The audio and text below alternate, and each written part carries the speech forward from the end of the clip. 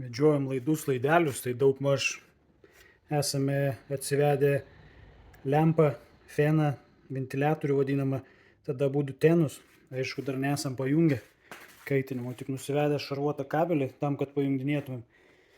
Ir dar net nesam atsivedę pagrindinių elektros, bet dabar prieš dar viską darydamas norėčiau pabandyti, tai pajungiau laikiną kabeliuką ir dabar įjungsime. Žiūrėsime, kas bus. Tai esam padarę užmaitinimą štai nuo jungiklio.